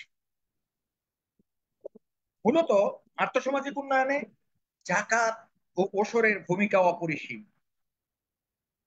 বরং আরো এক কদম এগিয়ে বলা যায়, জাকাত হচ্ছে আর্থসামাজিক উন্নয়নের চালিকা শক্তি। আর্থসামাজিক উন্নয়নের অর্থ হচ্ছে ক্ষুধা, দারিদ্র, সন্ত্রাস, নৈরাজ্য, চাঁদাবাজি, দুর্নীতি, হতাশা, শ্রেণী বৈষম্য, অসহনশীলতা, অসহনশীলতা, অনৈক্য, দুশ্চিন্তা, পারস্পরিক সহযোগিতা, সহমর্মিতা এবং কল্যাণ কামনার বুনিয়াদে সকল সামাজিক বৈষম্য দূর করে সাম্য ও মৈত্রীপূর্ণ একটি ভ্রাতৃত্ব ও কল্যাণময় পরিবেশ গড়ে তোলারই নাম।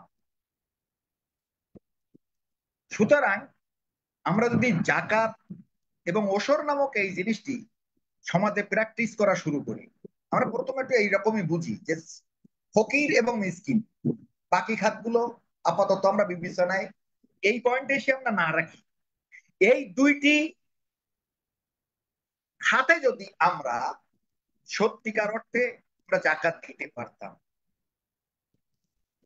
আমার তো মনে হয় কি জানেন, যে আমাদের দেশের যারা ফকির এবং মিসকিন যারাই আছে, অভাবী, কেউ হাত পাতে কেউ হাত পাতেন ইত্যাদি, এগুলো একতলাফ একটু আগেও আপনারা শুনেছেন, আমি একতলাফের দিকে যেতে চাচ্ছি না। মোট কথা, তারা অভাবী। এই অভাবী লোকগুলোর কিন্তু অভাবী করে রেখেছি আমাদের দেশের বড় লোকেরা জাকাত না দেওয়ার কারণে। আমার এই দেশ দরিদ্র একটা দেশ, এই দেশও যদি সত্যিকার অর্থে জাকাত দিত, তাহলে কিন্তু এই দরিদ্র লোকগুলোকে না খেয়ে বস্ত্রহীন অবস্থায় চিকিৎসাবিহীন কষ্টে তাদেরকে কাটাইতে হতো। আমি ছোট্ট করে বলি, 1995 এবং 96 সালের একটা হিসাব আমার ওই বইতে আমি নিয়ে এসেছি। যেহেতু এটা পুরাতন ছাপানো বই, সেই জন্য এটা আপ টু ডেট করা এখনো হয়নি। সেখানে আমি দেখিয়েছি যে বাংলাদেশের ব্যাংক ব্যবস্থায় যে টাকাগুলো মানুষ জমা রাখে এবং আমাদের যে জমির থেকে ওসর পাওয়া সম্ভব, এর সবগুলো যদি আমরা একত্রিত করি তাহলে দেখা যাবে 2,837,68,লক্ষ টাকা সেই সময়ে বাংলাদেশের মতন এই দরিদ্র দেশেও জাকাত হিসাবে আদায় করা সম্ভব ছিল। আমাদের বাংলাদেশে মোট ইউনিয়ন কাউন্সিলের সংখ্যা হলো 4,451টি, আর পৌর ওয়ার্ড আছে 584টি। এই দুইটি যোগ করলে যোগফল দাঁড়ায় 5,035টিতে। বাংলাদেশের ব্যাংক খাত শস্য খাত থেকে প্রাপ্ত, একটু আগে যেটি বললাম, 2,837,68,লক্ষ টাকাকে যদি 5,035টি ইউনিয়ন ও পৌর ওয়ার্ডের ভিতরে ভাগ করা হয়, তাহলে গড়ে প্রতিটি ইউনিয়ন ও পৌর ওয়ার্ড পাবে 56,35,908 টাকা করে। 56,35,908 টাকা করে।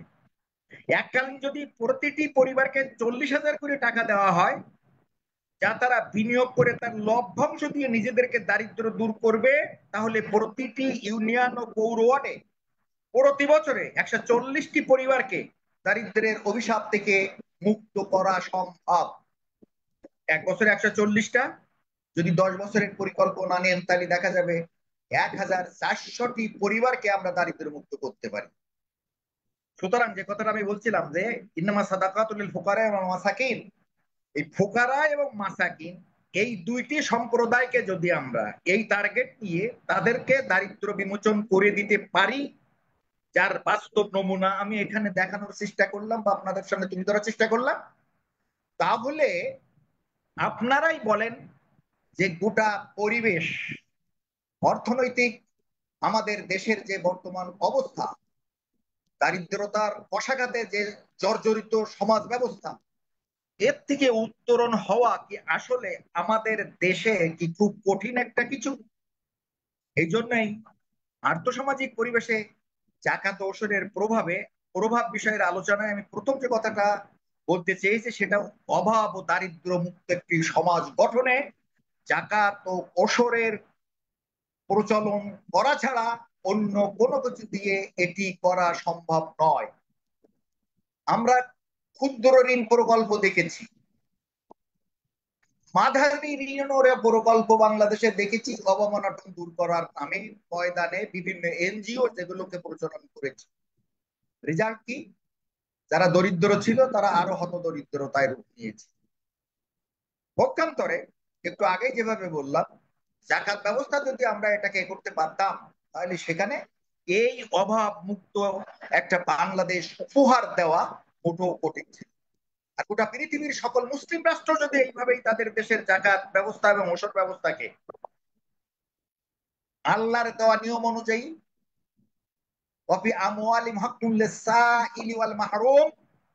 এই দৃষ্টিকোণ থেকে তাদের হক তাদের বুঝিয়ে দেওয়ার চেষ্টা করত, তাহলে আমরা জোর দিয়ে বলতে পারি যে এই পৃথিবীতে দারিদ্র মুক্ত পৃথিবী তৈরি করতে মোটেও বেগ পাওয়া কথা নয়। আপনাদের নিশ্চয় মনে আছে যে রাসূলুল্লাহ সাল্লাল্লাহু আলাইহি সাল্লাম খন্দকের যুদ্ধের সময় সারাদিন খন্দক করেছেন সাহাবীদেরকে নিয়ে, রাত্রিতে 1 কাপ দুধ আর 2টা করে খেজুর তাদেরকে খাওয়ার জন্য ব্যবস্থা করা হতো। তার মানে অত্যন্ত আর্থিক সংকটের মধ্য দিয়ে তখন মুসলিম রাষ্ট্র, মদিনা মুনাওয়ারার এই ইসলামী রাষ্ট্র, সেটা দিন অতিবাহিত করতেছিল। ওমর রাদিয়াল্লাহু তাআলা আনহুর সময়, অর্থাৎ রাসূলুল্লাহ সাল্লাল্লাহু আলাইহি সাল্লামের তিরোধানের কয়েকটা বছর পরে, মুআয ইবনে জাবাল তখনও পর্যন্ত ইয়ামানের শাসনকর্তা, গভর্নর, তিনি বিশাল লটবহর মাল মদিনাতে পাঠালেন আমিরুল মুমিনিন ওমরের কাছে, যে এটা জাকাতের অর্থ যেটা ইয়ামান থেকে সংগ্রহ করা হয়েছে। ওমর রাদিয়াল্লাহু তাআলা আনহু সাথে সাথে এই মাল ফেরত পাঠিয়ে দিলেন ইয়ামানে, বললেন যে ওইখানের দরিদ্র এবং অভাবীদের মাঝেই এটা প্রথমে বিলি করো, তারপরে যদি অতিরিক্ত থাকে তখন এটাকে বায়তুল মালে পাঠাতে পারো, কিন্তু সকল মাল এইভাবে বায়তুল মালে পাঠানো এটা আসলে সঙ্গত হয়নি।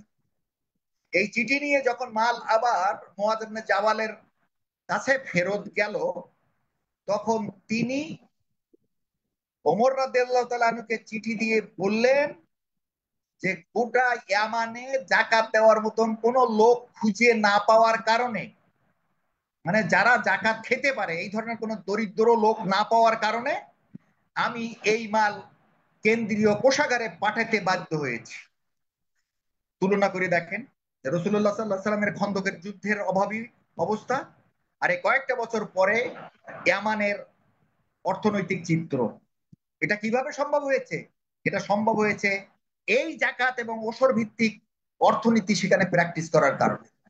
সেজন্য আমরা বিভিন্ন অর্থনীতির কাছে বারবার ধর্ণা দেই, কিন্তু দুর্ভাগ্য এখানেই আল্লাহর পক্ষ থেকে পাঠানো এই আসমানি বিধান, যা দিয়ে সত্যিকার অর্থে অর্থনৈতিক বৈষম্য দূর করা যায়, অভাব ও দারিদ্র মুক্ত সমাজ গঠন করা যায়, দুশ্চিন্তামুক্ত সমাজ প্রতিষ্ঠা করা যায় এবং অর্থ সম্পদ ও আত্মার পবিত্রতা পরিচ্ছন্নতা বৃদ্ধি করা যায়, সমাজের ভিতরে শান্তি ও সম্প্রীতি প্রতিষ্ঠা করা যায়, মজুদদারি বন্ধ করে অর্থনৈতিক গতিশীলতা বৃদ্ধি করা যায়, ঋণগ্রস্তকে শক্তিশালী ঋণগ্রস্তদের হাতকে শক্তিশালী করা যেতে পারে এবং উৎপাদন বৃদ্ধিতে ভূমিকা রাখার একটা পথপড়া তৈরি করে দেওয়া যেতে পারে এবং বেকারত্ব দূর করে দক্ষ জনশক্তি গড়ে তুলে গোটা সমাজকে একটি জান্নাতি সমাজে এবং অর্থনৈতিক খুবই উন্নতশীল একটি অর্থনৈতিক সমাজ ব্যবস্থার সমাজে পরিণত করা যেতে পারে।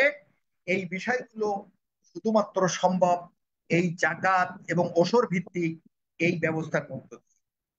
আমাদের দুর্ভাগ্য এখানেই যে আমরা কেউ কেউ অবশ্য বাংলাদেশে জাকাতের ব্যাপারে খুবই আন্তরিক, আমরা জাকাত দেওয়ার চেষ্টা করি, কিন্তু এটা গ্রহণযোগ্য পন্থায় হয় না। এটার একটুখানি উদাহরণ দেই। 2005 সাল, গাইবান্ধা শহর, নাইট ফাউন্ডেশনে জাকাত দেওয়ার জন্য মাইকিং করলে একত্রিত হয় অসংখ্য নারী, ধাক্কাধাক্কিতে নিহত হয় 37 জন। এটা কোন ধরনের জাকাত ব্যবস্থা বলেন তো দেখি, যে জাকাত দিতে গিয়ে 37 জন লোক মানুষের পায়ের নিচে পড়ে তারপরে মারা গেল। 1990 সালের 26শে এপ্রিল চট্টগ্রামের পাহাড়তলীর আবুল বিড়ি ফ্যাক্টরিতে জাকাত দিতে যে পদদলিত হয়ে মারা যান 35 জন আর আহত হন 2 শতাধিক। 1989 সালের 5ই মে চাঁদপুরে জাকাতের কাপড় নিতে যেয়ে পদদলিত হয়ে নিহত হন 14 জন, আহত হন অর্ধ শতাধিক। 1980 সালে ঢাকা জোরাইনে মারা যান 13 জন।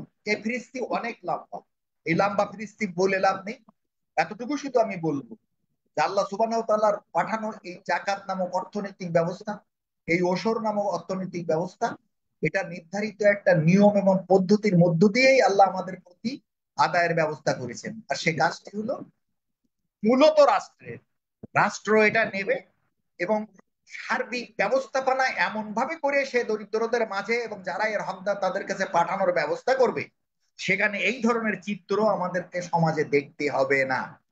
কিন্তু দুর্ভাগ্য আমাদের যে আমরা সেই ধরনের সমাজ ব্যবস্থা প্রতিষ্ঠা করতে ব্যর্থ হয়েছি এবং সেই ধরনের সমাজ ব্যবস্থা প্রতিষ্ঠা করার পিছনেও কাজ আমরা করতেও ব্যর্থ হচ্ছি।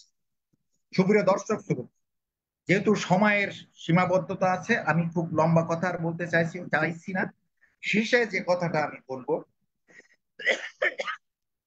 জাকাতের যে খাত অত্যন্ত সাইন্টিফিক এবং অর্থনৈতিক মানদণ্ডে খুবই সমৃদ্ধ খাত। হয়তো সবগুলো খাত এখন প্রয়োগের মতন অবস্থা নেই, তবে যে খাতগুলো জাকাত পাওয়ার উপযুক্ত অবস্থানে আছে, সত্যিকার অর্থে যদি আজকে আমরা ওই খাতগুলোকে ইসলামী নিয়ম নীতিকে অনুসরণ করে আমরা জাকাত দিতে পারি, তাহলে নিঃসন্দেহে জোর করে বলা যায় যে এই পৃথিবীতে যারা আজ অভাব অনটন, চিকিৎসাবিহীন, বস্ত্রবিহীন হয়ে দুনিয়াদারি করছে, তাদেরকে আর এই অবস্থায় এই পৃথিবীকে দেখতে হবে। আল্লাহ রাব্বুল আলামিন আমাদের সবাইকে তৌফিক দান করুন। ওয়া আখিরু দাওয়ানা আলহামদুলিল্লাহি রাব্বিল আলামিন। আসসালামু আলাইকুম ওয়া রাহমাতুল্লাহি ওয়া বারাকাতুহু।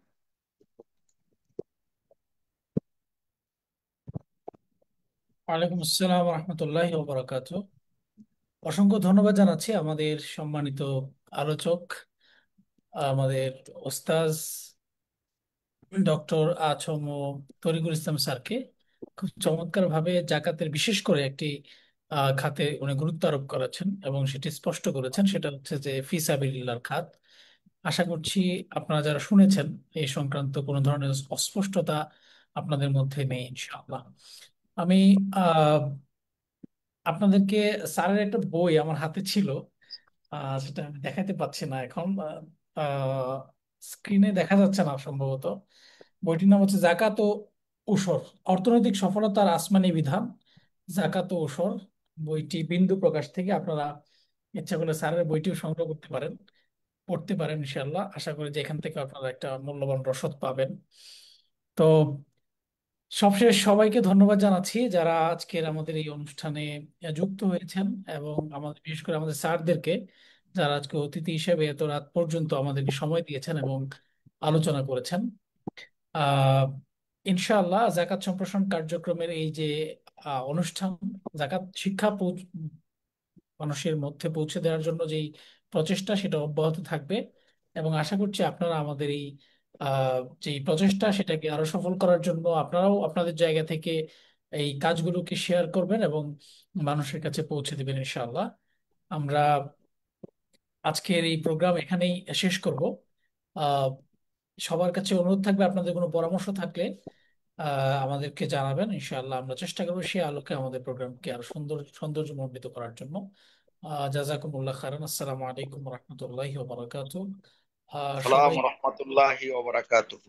সবাইকে লিভ নেওয়ার জন্য অনুরোধ করছি। আসসালামু আলাইকুম রহমতুল্লাহ বারাকাতুহু।